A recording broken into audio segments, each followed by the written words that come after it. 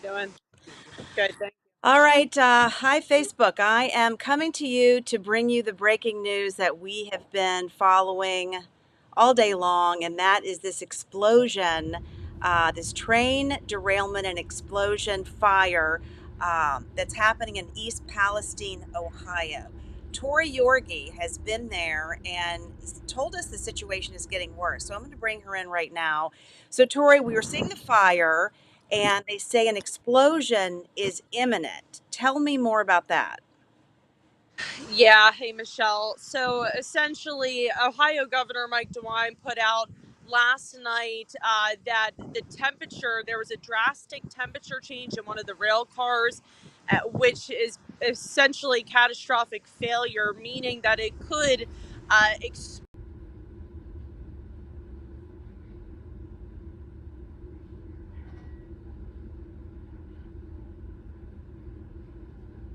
now, of course, the situation's being monitored constantly here in East Palestine, and I'm actually at the elementary school in East Palestine. This is the command center essentially, so I'm not sure if we can show you here, but there Mhm. are a bunch of first responders. There's a lot of agencies.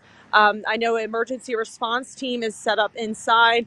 They're talking with the EPA. I see sheriff's office here. Again, up there is the Ohio Highway Patrol state troopers. And then behind me is the high school, and that's where they're having an evacuation shelter. And there's a good number of people in there that were forced to evacuate last night because of that that rail car, the temperature dropping drastically or just drastically changing, and it could cause an explosion. So they made everybody leave.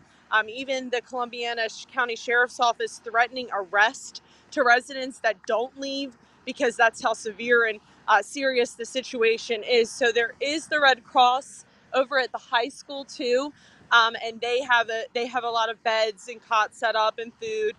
There's a few people I talked with. They're all in tears. I mean, it's a very sad situation for them. They're terrified. Is everybody leaving or are they having problems evacuating everybody?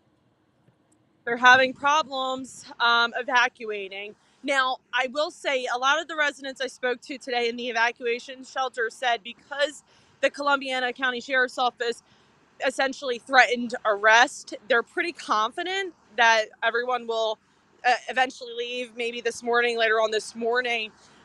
But I will say there was one woman I talked with, and she said that she can't get out of the town. And these state troopers, they do have a lot of roadblocks up, blocking all these roads. It was hard for us to get in here. I'm assuming it'll probably be a little tricky to get out, but she couldn't go get pull ups for her grandchild. Yeah. Someone had to go get some for her. So, yeah, it's just a very um, crazy situation for some of these people, something they just never expected to happen. They lived by these train tracks their whole life, and now it's just in a really serious situation that they're in, and it's again terrifying for them. Let me pull up the audio. Hang on. Uh, Here you go. All right. So I just wanted to show everybody what was going on. Sky 4 captured the scene, Tori, and we can see the fire and how awful it is. 1 mile around this is in danger. And you were explaining earlier this morning it's because the shrapnel that could be Yes. deadly even can go up to a mile. Talk more about that. Yeah, they're afraid that if an explosion does happen, essentially it'll send deadly. I'll wait for this truck to just pass by me here. It'll essentially send deadly shrapnel as far as a mile. They were even talking about possibly having to extend that radius to even further than just a mile. But yeah, so the shrapnel is the bigger concern, and they just wanted to ensure everybody was far enough away from it because of that pressure inside that rail car, that when the temperature drastically changes like that, they talk about the pressure inside. So if So it scary. explodes, yeah, the whole thing is very scary, especially if this is where your home is. I mean, this is where your family is. You have your pets in the house. You have to leave, and it's just a lot going on for all of these people that are here. And I will say too, um, we know that some of that radius touches Beaver County, so it's not even just Ohio and East Palestine, but it's out in Arlington. Darlington, Beaver Mhm. County as well. Hmm. So Yeah. here's what we know for people who are just catching up with this. This train derailed Friday night, and it had about 100 cars. Of the 100 cars, 10 were carrying dangerous chemicals, and 5 of them were carrying something called vinyl chloride. It's a compound used to make PVC pipe, among other things, and it can be really dangerous. Now, Tori, let's start from the beginning again. Yeah. Overnight, the situation became even more dangerous. Things changed quickly, so quickly that officials said an explosion was imminent. So, explain more about that. Yeah, yeah, absolutely. The governor of Ohio putting out an issuing an urgent evacuation notice, saying that last night around 8 o'clock or so, they noticed that one of the rail cars had a drastic change in temperature, and they were worried. They still are worried that because of that change and the pressure inside that tanker, if it explodes, it could send shrapnel up to a mile away, and the shrapnel can be deadly. Now, they haven't specified what exactly is in that tanker, specifically that one that they're talking about. But we're trying to still work to gather those details, and it's just a very fluid situation. But we do know that, at least from what officials in Ohio are saying, is that it could be deadly, that shrapnel shooting out, and they're trying to just evacuate everyone. At last check last night, they said majority of the folks have left their residence, but about 500 of them were still declining to leave.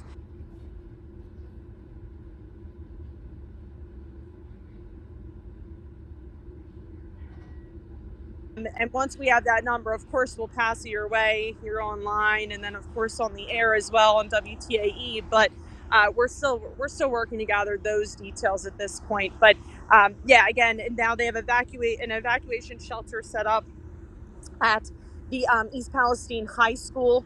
American Red Cross is there, assisting a lot of these victims. A lot of people I talked with said they live within the 1 mile radius, and they're scared. One man told me, he said, "I never get scared, but this is for real, and I'm scared. I don't know what's going to happen." A lot of them are just in a weird stage right now because it is very fluid. You don't really know what's going to happen, if this thing is going to explode or not. Of course, we know teams have been out there. We know the National Guard was deployed to assist with this.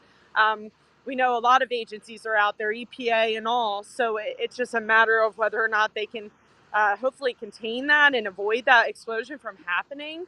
And then hopefully getting these people back inside of their homes. But of course, you can't really start the cleanup process until those tankers are through the smoldering. Some of them are still seeing some flames. So it's just a lot going on. And we are hearing that maybe there was a mechanical failure, is what caused this to derail on Friday night. Is there any update on that? Yeah, that is what we were hearing from the NTSB, is what they're thinking, is there was a mechanical failure within one of the cars, and that's what essentially caused the 50 cars to derail. So no other update on that one just yet. No specifics, I should say. But that's just what the NTSB has kind of let out at this point, is that they feel it was a mechanic malfunction or a mechanical failure, in better words. So once we get more on that too, I will pass that your way, Michelle, for sure. I want to pull up a graphic here. Let me make sure your microphone's still on. Yeah. So the graphic Yeah. that our crew made kind of shows the 1 mile radius. Do we know how many people this is impacting? When we say 1 mile, it goes into Darlington, Pennsylvania. You see the Pennsylvania-Ohio border right there. How many people are we talking about, Tori? Yeah, roughly 2,000. Roughly 2,000 is what we're hearing from the Ohio side, at least.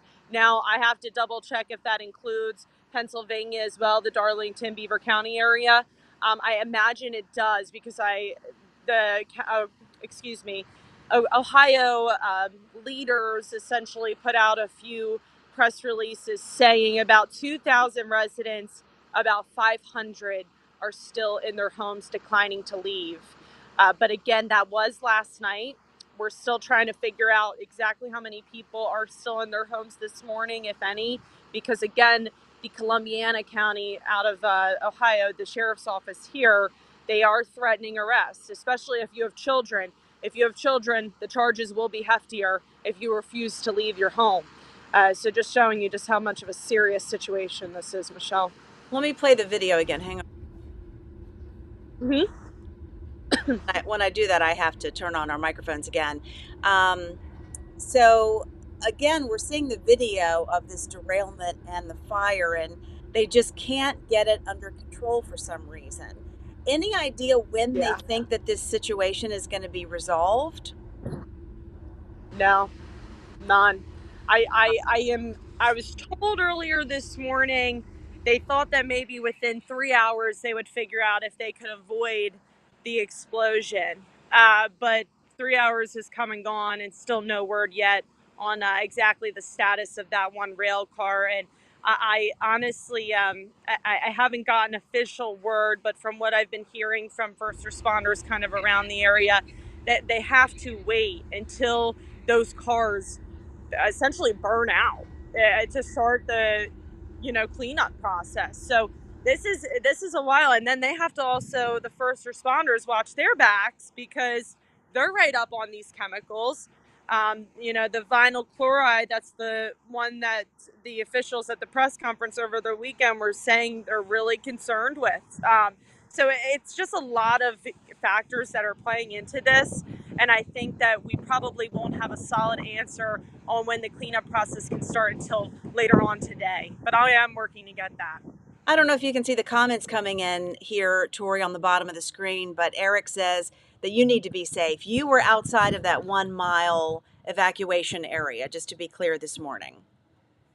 Yes, yes, yes. We were outside of it. Now I was right outside of it, so I was still able to see some of the Ohio troopers. They were actually going door to door with their flashlights, and they were, ensuring that no one was inside of these houses.